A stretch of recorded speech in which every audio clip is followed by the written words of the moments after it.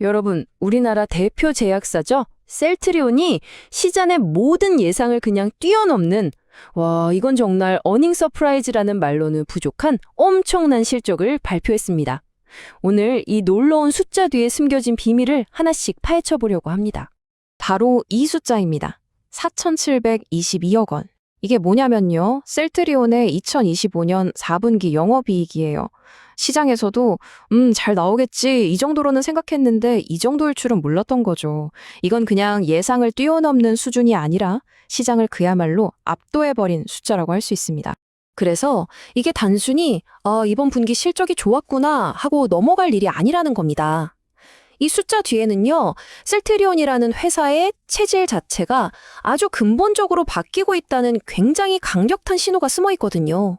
과연 그 신호가 뭘 의미하는지 지금부터 제대로 한번 들여다보겠습니다.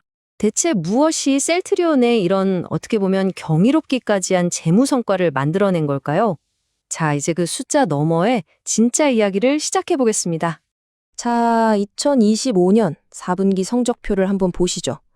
모든 숫자가 한 방향을 가리키고 있어요. 매출 1조 2,800억 원, 영업이익 4,722억 원. 둘 다 시장 예상을 훌쩍 뛰어넘었고요. 근데 진짜 놀라운 건 바로 이겁니다. 영업이익률 36.8%. 이게 무슨 뜻이냐면 1,000원짜리 물건 하나 팔면 거의 370원이 남는다는 거거든요. 제조업 기반의 제약사에서 이 정도 수익성? 이건 정말 대단한 겁니다. 회사가 정말 전력으로 질주하고 있다는 명백한 증거죠. 그런데 여기서 진짜 놀라운 점이 뭔지 아세요? 이 모든 성과가 바로 그 직전에 있었던 아주 거대한 합병의 후유증 속에서 나왔다는 겁니다. 보통 합병하고 나면 한동안 정신없고 혼란스럽잖아요? 그런데 어떻게 이런 성과가 가능했을까요? 네, 맞습니다. 사실 셀트리온은 2024년에 합병을 하고 나서 이른바 합병 후유증이라고 불리는 상당한 재무적 부담을 극복해야 하는 아주 큰 과제를 안고 있었습니다. 구체적으로 어떤 어려움이었냐면요. 첫째로는 원가가 높은 재고가 발목을 잡고 있었고요. 또 무형자산 상각비라는 좀 어려운 말이긴 한데 이게 회계적으로 계속 비용이 발생하는 부담까지 더해진 상황이었어요. 이러니까 투자자들 사이에서는 수익성이 괜찮을까 하는 의구심이 컸던 거죠. 자, 이런 역풍 속에서 셀트리온은 과연 어떤 돌파구를 찾았을까요? 바로 이 어려운 상황을 타개하기 위해서 셀트리온은 두 가지 핵심 전략을 정말 완벽하게 실행에 옮깁니다. 그리고 이게 바로 신의 한 수가 됐죠. 첫 번째는 돈이 더 많이 남는, 즉 수익성 높은 신제품 중심으로 사업 구조를 확 바꾼 거고요. 두 번째는 세계에서 가장 큰 시장이죠. 바로 미국의 직접 생산 기지를 확보한 겁니다. 이 두 개의 큰 기둥이 회사를 다시 일으켜 세운 거죠. 보시는 것처럼 진펜트라나 유플라이마 같은 고수익 신제품들이 이제 매출의 중심이 된 겁니다. 이게 정말 중요한 변화인데요. 예전처럼 그냥 많이 파는 회사에서 이익을 많이 남기면서 파는 회사로 체질이 완전히 바뀐 거예요. 그리고 그 결과는 이렇게 숫자로 딱 증명이 됩니다. 원가가 차지하는 비중, 즉 원가율은 36.1%로 뚝 떨어지고 영업이익률은 36.8%까지 확 치솟았죠. 앞에서 봤던 그 제품 믹스의 변화가 회사의 재무 구조를 얼마나 직접적으로 또 긍정적으로 바꿔놨는지 정확하게 보여주는 대목입니다. 정말 흥미로운 연결고리 아닌가요? 자, 그리고 전략의 두 번째 축. 이건 그야말로 게임 체인저였습니다. 세계 최대 시장의 심장부에 직접 깃발을 꽂는 아주 대담하고 전략적인 한 수였죠. 이 타임라인을 보면 셀트리온의 실행 속도가 얼마나 무서운지 알 수 있습니다.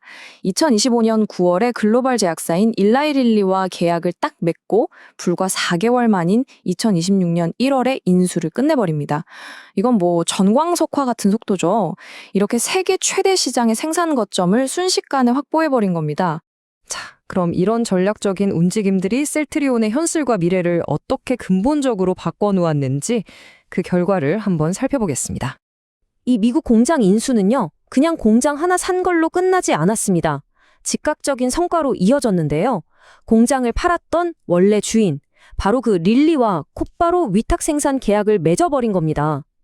여기서만 매년 3천억 원이라는 아주 안정적인 매출을 확보하게 된 거죠. 정말 대단하죠? 이 계약을 통해서 셀트리온은 CDMO, 그러니까 위탁개발 생산이라는 새로운 사업 영역에 본격적으로 뛰어들게 된 겁니다. 이게 무슨 말이냐면 그냥 우리 약만 만드는 공장이 아니라 다른 잘 나가는 제약사의 약을 대신 개발하고 생산해주면서 수천억 원의 추가 수익을 만들어내는 새로운 성장 엔진을 하나 더 장착한 셈입니다. 서정진 회장이 2020년 신년사에서 직접 이렇게 말했습니다.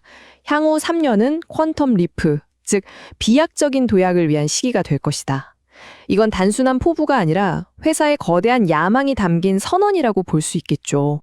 그리고 이런 퀀텀 리프 선언에 시장 분석가들도 동의하고 있는 것 같습니다.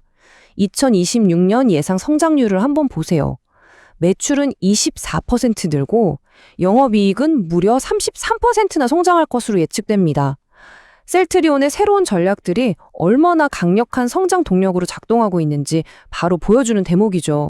자, 그럼 이 모든 내용을 종합해서 증권사 분석 보고서가 우리 투자자들에게 전하는 최종적인 결론은 과연 무엇일까요? 결론부터 딱 말씀드리면요. 투자 의견은 매수를 그대로 유지했습니다. 거기다 한 발 더 나아가서 목표 주가는 25만 원으로 올려잡았는데요. 그만큼 회사의 미래에 대한 시장의 기대감이 더 커졌다는 의미로 해석할 수 있겠습니다. 물론 항상 균형 잡힌 시각이 중요하겠죠. 앞으로의 성장을 이끌 좋은 점, 즉 성장 동력으로는 미국 시장에서의 진펜트라 판매, 새로운 CDMO 사업, 그리고 곧 나올 아일리아 바이오시밀러 같은 것들이 꼽힙니다. 반면에 우리가 좀 주의 깊게 봐야 할 리스크 요인도 있는데요. 미국 공장을 가동하는 초기에 들어가는 비용 문제라던가 분기별로 실적이 좀 흔들릴 수 있다는 점은 계속 지켜봐야 합니다. 그래서 내릴 수 있는 핵심 결론은 바로 이겁니다. 셀트리온은 기존의 사업 모델을 성공적으로 뛰어넘어서 이제 제2의 성장기에 진입했다는 것.